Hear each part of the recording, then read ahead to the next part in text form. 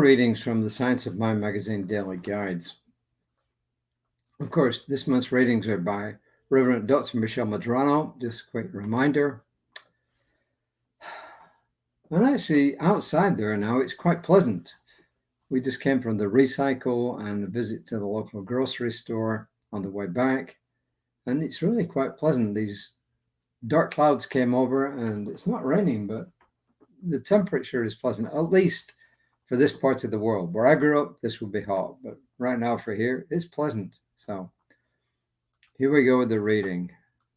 It's called Stewardship of Myself. How about that? Stewardship of Myself. First quote is from Parker Palmer. I heard the name, but I didn't really know much about him. He's an American, I'm reading here, obviously. He's an American educator, author, and activist who focuses on issues in education, community leadership, spirituality, and social change. And he's published a bunch of books. And that is Parker Palmer. And he is currently 86 years old, which is pretty good.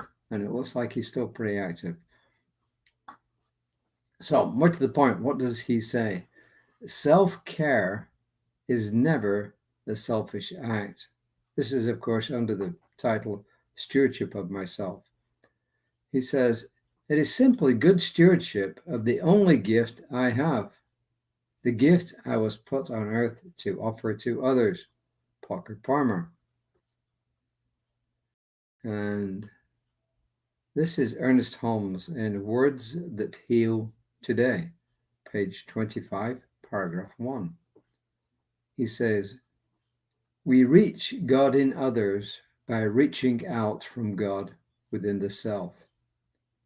Always the God in others will respond to the God in us, but never beyond the level of our own inward spiritual awareness.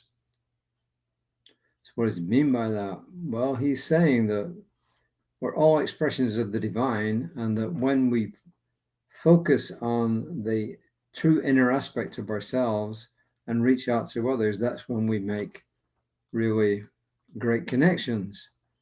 And he's also saying that we can only do that to the extent that our recognition of that divine presence within us is within our own consciousness. So in other words, you can only give to the extent of that which you've got, and you can only connect to the extent of that which you are aware of. So, and if you want to substitute divine for God, that's fine. Spirit, grand of all being, say what you will. Or if you even want to say your essence, you can only reach out to others' essence from the essence of yourself, and to the extent that you recognize that essence within yourself. How do we do that? Quiet time, meditation. And this is Reverend Michelle. She says, I love the concept of being a good steward. Google tells me that, quote, being a good steward means responsibly managing and caring for resources, whether they be belongings, a home, the environment, or even one's time and talents. It involves thoughtful use, care, and a sense of responsibility for what has been entrusted to you, unquote. She says, this is a powerful concept and makes sense with regard to the things that we can share. Yet Parker Palmer suggests that the only gift I have is myself. Okay, let's consider that. We may have valuable resources that we share readily in our world, and this can be wonderful. Yet, what if the most important and valuable gift that we can share is who we are?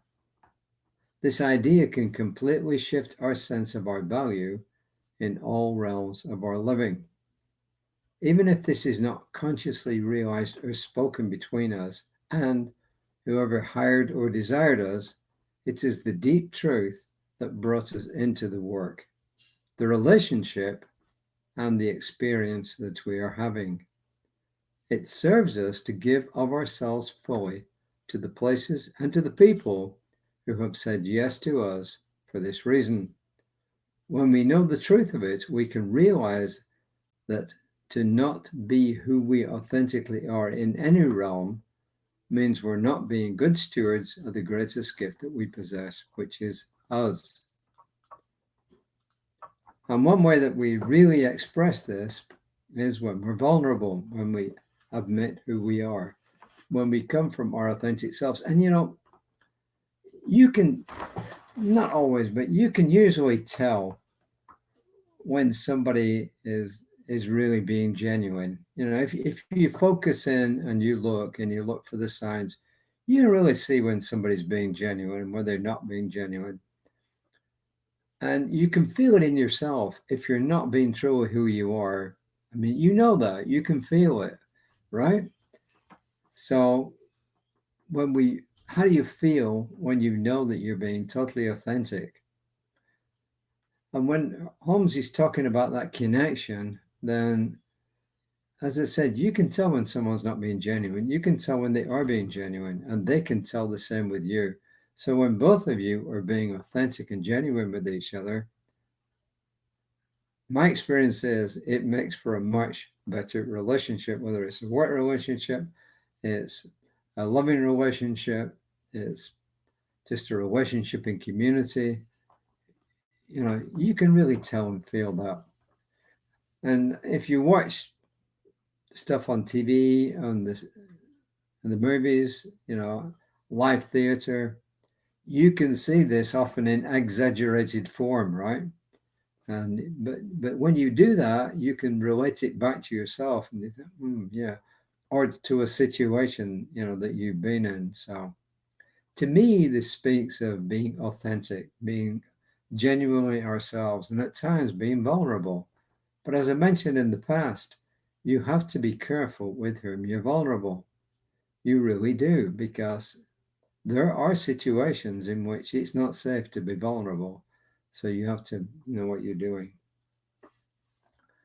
The ironic thing is this, that my watch just told me that Creative Life Spiritual Center is live right now. And of course, that's me. It's kind of like you have a Ring doorbell. I'm sure a lot of you do.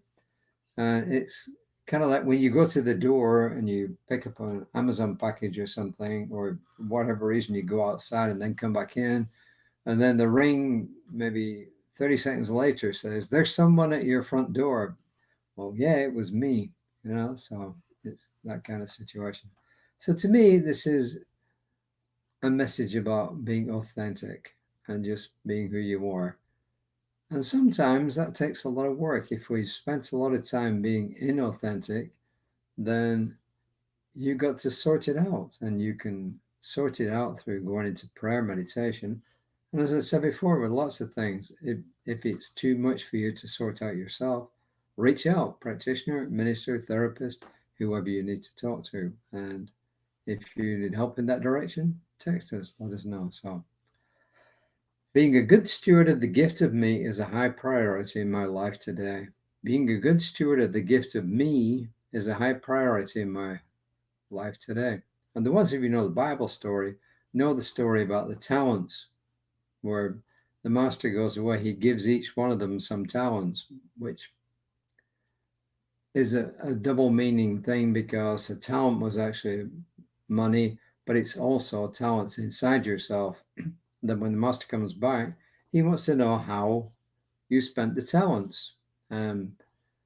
Most of them, went out and they multiplied the talents. And of course, he's really speaking about internally.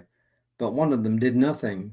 And that one is cast out into the darkness because he didn't use his talents. And that's just a Bible story about the same thing. So let's be authentic.